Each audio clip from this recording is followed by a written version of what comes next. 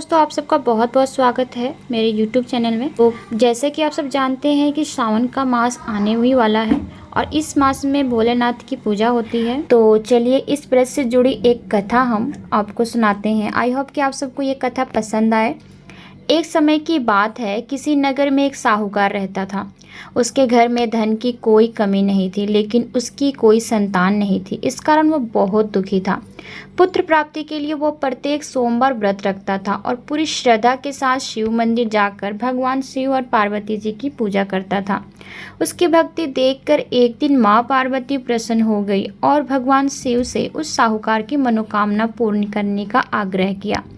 पार्वती जी की इच्छा सुनकर भगवान शिव ने कहा कि हे पार्वती, इस संसार में हर प्राणी को उसके कर्मों का फल मिलता है और उसके जिसके भाग्य में जो हो उसे भोगना ही पड़ता है। लेकिन पार्वती जी ने साहूकार की भक्ति का मान रखने के लिए उसकी मनोकामना पूर्ण करने की इच्छा जताई। माता पार्वती के आग्रह पर शिव जी ने साहूकार को पुत्र प्राप्ति का वरदान तो दे दिया, लेकिन साथ ही यह भी कहा कि उसके बालक की आयु केवल 12 वर्ष होगी। माता पार्वती और भगवान शिव की बातचीत को साहूकार सुन रहा था।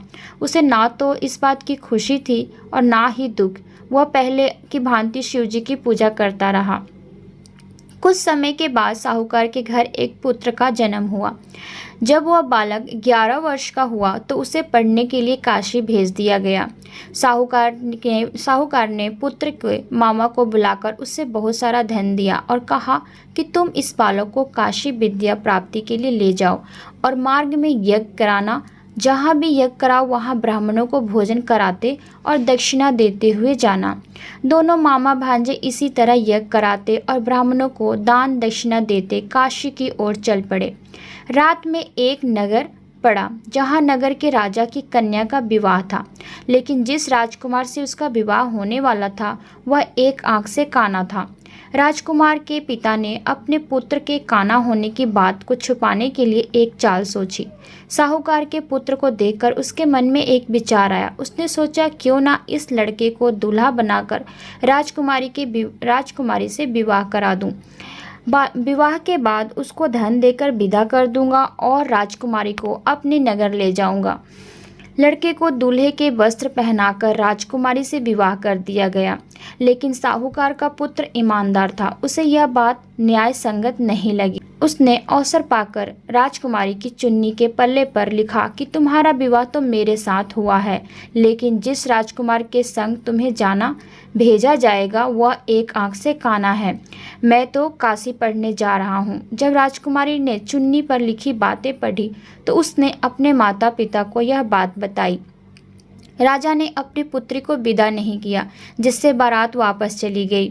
दूसरी ओर साहूकार का लड़का और उसका मामा काशी पहुंचे और वहां जाकर उन्होंने यज्ञ किया।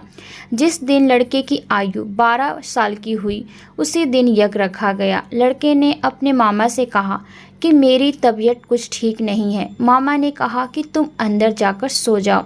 शिव जी के वरदान अनुसार कुछ ही देर में उस बालक के प्राण निकल गए। मृत भांजे को देख उसके मामा ने विलाप शुरू किया।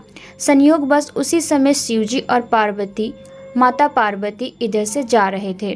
पार्वती ने भगवान से कहा, स्वामी, मुझे इसके रोने के सबर सहन नहीं हो रहा।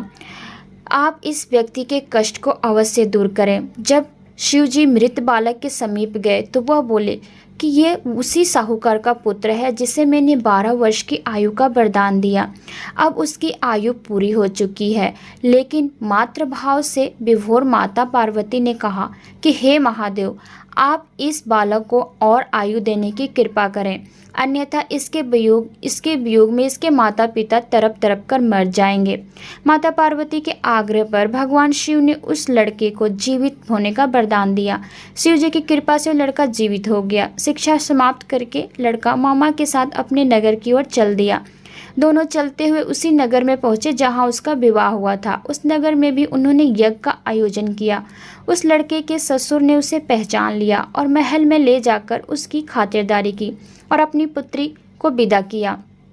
इधर साहूकार और उसकी पत्नी भूखे प्यासे रहकर बेटे की प्रतीक्षा कर रहे थे। उन्होंने प्रण कर रखा था कि यदि उन्हें अपने बेटे की मृत्यु का समाचार मिला तो वह भी प्राण त्याग देंगे, परंतु अपने बेटे के जीवित होने का समाचार पाकर वह बहुत प्रसन्न हुए।